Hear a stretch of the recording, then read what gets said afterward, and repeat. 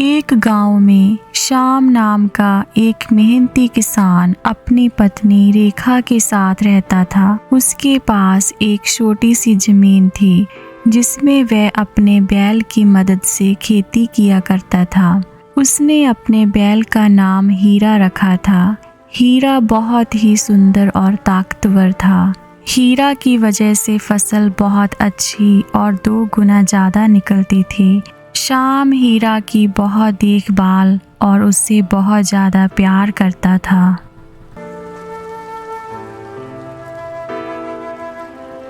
अरे रेखा, इस बार भी हमारी फसल 2 गुना ज्यादा निकली है। यह सब हमारे हीरा की वजह से ही संभव है।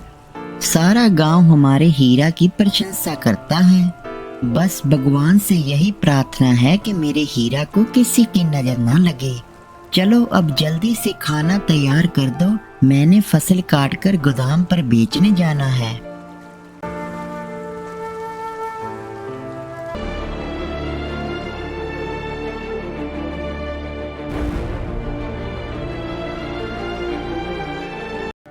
श्याम अपनी फसल को गांव के लोगों को बेचा करता था।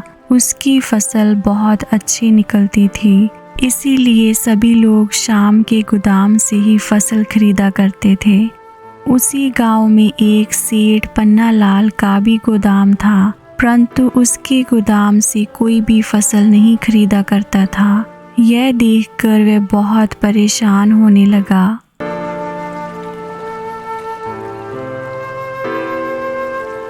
यह मैं क्या देख रहा हूँ? गांव के सभी लोग श्याम की ही फसल खरीद रहे हैं और हमारे गोदाम में से एक भी थैला अभी तक फसल का नहीं बिका। ऐसे तो मैं बर्बाद हो जाऊंगा। हमें इस श्याम का तुरंत ही कुछ न कुछ करना होगा। माफ करना सेठ जी, इसमें श्याम का कोई दोष नहीं है। इसके पीछे तो उसके बैल का हाथ है। मैंने सुना है कि उसका बैल बहुत ही ताकतवर है, जिसकी वजह से उसकी फसल 2 गुना ज्यादा और गांव में सबसे अच्छी निकलती है। इसलिए गांव के सभी लोग उसकी ही फसल खरीद रहे हैं। मैं तो कहता हूँ कि हम उसके बैल को ही चुरा लेते हैं। श्याम को ठिकाने लगाने का यही एक उपाय है। हा हा हा हा हा, यह हुई ना बात। जाओ, उसके बैल को चुराकर हमारे बैलों के साथ बांध दो। और हाँ, इसके बारे में किसी को कानो कान खबर नहीं होनी चाहिए। यह कार्य बहुत ही सावधानी से होना चाहिए। हा हा हा हा हा हा। अगले दिन जब श्याम अपने गोदाम पर काम कर रहा था, तभी सेठ पन्नालाल के आदमी चोरी छुपे आकर उसके बैल को चुरा कर ले जाते हैं और उसे ले जाकर अपने दूसरे बैलों के साथ बांध देते हैं। सेठ पन्नालाल उस बैल की ओर देखकर मुस्कुराने लगता है। अरे बाप रे, इतना सुंदर और ताकतवर बैल मैंने पहले कभी नहीं देखा। अगर मैं इस बैल को किसी व्यापारी को बेच डालूं तो इसका मुझे दुगना भाव मिलेगा और किसी को पता भी नहीं चलेगा कि श्याम का बैल मैंने चुराया था। हा हा हा हा हा हा हा। सेठ पन्नालाल हीरा को एक व्यापारी के यहाँ 20,000 रुपए में बेच देता है और मन ही मन बहुत खुश होता है। व्यापारी हीरा को लेकर शहर में चला जाता है और दूसरी तरफ जब श्याम अपने काम से वापस लौट कर घर आया तो उसने देखा कि हीरा कहीं नजर नहीं आ रहा। अरे ये क्या, हीरा कहीं भी दिखाई नहीं दे रहा। मैं तो उसे घर के बाहर ही छोड़ कर गया था। मैं अभी आसपास के घरों में जाकर देखता हूँ। श्याम हीरा को गांव के सभी घरों में जाकर ढूंढने लगा। हीरा, तुम कहाँ हो? परंतु उसे हीरा कहीं भी नहीं दिखाई दिया और वह उदास होकर घर लौट आया और अपनी पत्नी से कहने लगा, रेखा, हमारा हीरा कहीं भी दिखाई नहीं दे रहा।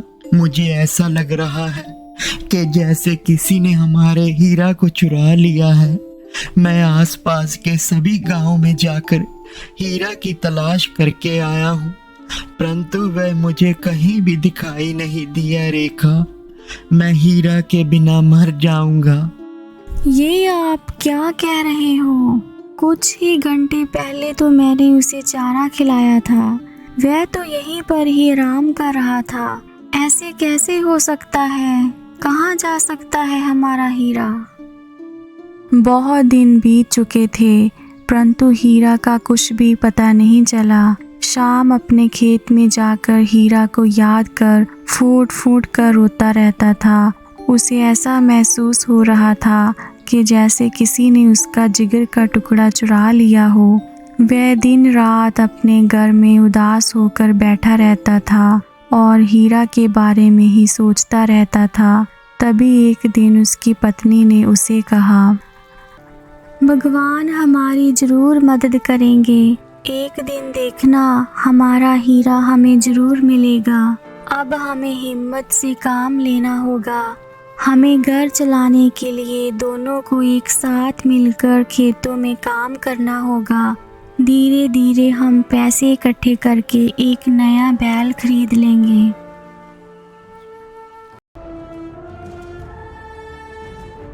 श्याम और उसकी पत्नी रेखा खुद ही अपने खेतों में काम करने लगते हैं और बहुत देर तक मेहनत करने के बाद आखिरकार उनकी फसल पककर बड़ी हो चुकी थी। वह अपनी फसल को देखकर बहुत प्रसन्न थे। देखा आपने, आखिरकार हमारी मेहनत रंग लाई है। देखो कितनी अच्छी फसल निकली है। इसका तो हमें दुगना भाव ही मिल जाएगा, जिसे हम एक नया बैल खरीद लेंगे। हाँ रेखा, यह तो चमत्कार हो गया। आखिरकार भगवान ने हमारी सुन ही ली। अब मैं जल्द से इस फसल को काटकर एक नए बैल को खरीद कर लाऊंगा। श्याम ने अपनी फसल काटकर तुरंत ही गांव के लोगों को बेच दी। अब उसके पास 10,000 रुपए हो गए थे।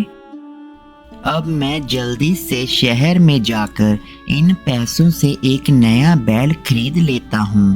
परंतु मुझे हीरा की बहुत याद आएगी। पता नहीं क्यों जब भी मैं किसी बैल को देखता हूँ उसमें ही मुझे हीरा नजर आता है। हे भगवान, मेरा हीरा जहाँ भी हो बस आप उसे सही सलामत रखना। श्याम बैल को खरीदने के लिए शहर की ओर चल पड़ता है। बहुत देर तक चलने के बाद रास्ते में श्याम को एक बहुत सारे बैलों का झुंड दिखाई देता है। वह उसकी ओर चलने लगता है, परंतु जब वो उन बैलों के पास पहुंचता है तो वहां पर उसे हीरा दिखाई देता है। वह उसे देखते ही तुरंत उसके पास जाकर रोने लगता है। हीरा, मेरे हीरा, हीरा तुम कहाँ चले गए थे मुझे छोड़कर? क्या तुम्हें मालूम भी है मैंने तुम्हारे बिना एक एक पल बहुत मुश्किल से गुजारा है। परंतु तुम चिंता मत करो, अब मैं आ गया हूँ। मैं तुम्हें अपने घर ले जाऊंगा। हम सभी साथ में मिलकर रहेंगे। अरे भाई, क्या तुमने हीरा हीरा लगा रखी है? अगर तुम्हें ये बैल पसंद है तो इसे खरीद कर ले जाओ। मैंने इसे पूरे 20,000 में खरीदा है, परंतु मैं तुम्हें यह बैल 25,000 का दे सकता हूँ। ये क्या बकवास कर रहे हो तुम? क्या मतलब है तुम्हारा? 25,000 का खरीद लो। एक तो चोरी करते हो और ऊपर से झूठ बोलते हो। ये मेरा बैल है और तुमने इसे मेरे घर से चुरा लिया है। अब तुम्हारी भलाई इसी में होगी कि मेरा बैल मुझे वापस लौटा दो, वरना बहुत बुरा होगा। अरे भाई, मैं सच कह रहा हूँ। मैंने ये बैल सेठ पन्ना लाल से 20,000 का खरीदा है। अगर तुम्हें मेरी बातों पर विश्वास नहीं हो रहा तो चलो चलें सेठ पन्ना लाल के पास। अभी दूध का दूध और पानी का पानी हो जाएगा।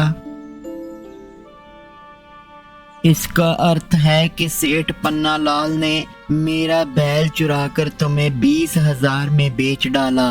अगर यह बात सच है तो चलो सेठ पन्ना लाल के पास चलते हैं। मैं गांव का मुखिया अथवा सभी गांव वालों को इकट्ठा करता हूँ। हम सभी साथ में चलेंगे।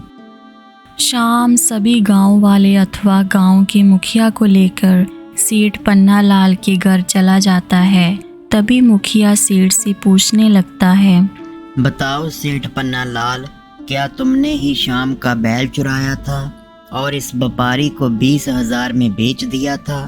क्या यह बात सच है? सभी गांव वालों को सच सच बताओ, वरना तुम्हारे साथ बहुत बुरा होगा।